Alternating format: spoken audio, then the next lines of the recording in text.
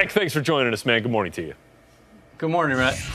So what did the Jets like so much about Bryce Petty to go up and get him in the 4th round with Geno Smith and Ryan Fitzpatrick already on the roster?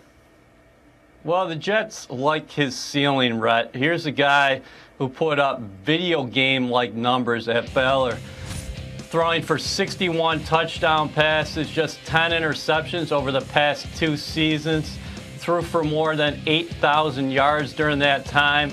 He's a guy who can make all the throws, a great long ball thrower as well, and he brings a lot of intangibles to the table.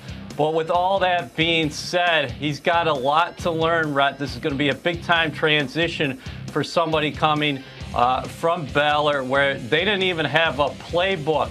So he's going to have to learn little things like getting into the huddle, communicating there, learning that playbook, Chan Gailey's playbook, also working on his dropbacks because most of the time he was working from the shotgun, and then reading coverages as well. The Jets do like his ceiling, but a lot to learn for the rookie quarterback. Well, let's talk about then how it affects Geno Smith. What kind of pressure does this put on the Jets starter the last couple of years?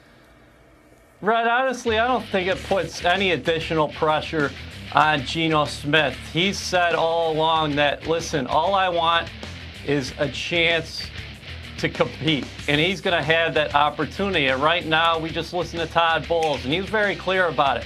Geno Smith's going to enter training camp taking reps with the first-team offense. Then after that, it's Ryan Fitzpatrick, who's going to be limited this spring, still recovering from a knee injury, but he's going to be all set to go.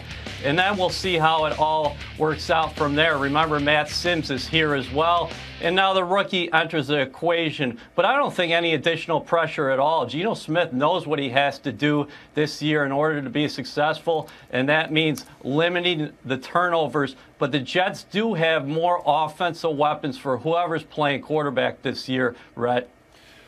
Well, let's just say that, I mean, the consensus top pick falls right into their, or top player falls right into their laps, and Leonard Big Cat Williams there at number 6. Did the Jets actually have a plan for this? Did they have a scenario where this was going to happen, or did this catch them off guard? Well, Mike Maccagnan was very thorough throughout the draft process, right? And he said, we're going to take the best player available. Needs only going to come into the equation to break a tie. When the Jets were there at 6 and they saw Leonard Williams, they were pleasantly surprised. Sure, they have a lot of depth and a lot of star quality along that defensive line already, but you add Leonard Williams, Rhett, a guy who a lot of people thought was the top overall player in this draft class. It was just too good to pass up. Mike Maccagnan said, hey, he was on our top 3, the top 3 of our draft board. In most scenarios inside that room, they didn't think he was going to be available. Pleasantly surprised he was there. That's a stacked defensive line here with the New York Jets. And kind of a stacked backfield now, just in terms of sheer volume, with Zach Stacy coming in as the Jets traded to bring him over from St. Louis after they drafted Todd Gurley in the 1st round. What do you make of Stacy now joining the mix there with Stephen Ridley and Chris Ivory and company? It's just a great value play there. The Jets traded a 7th-round pick for a guy who's been in the National Football League for 2 years. He rushed for close to 1,000 yards as a rookie back in 2013.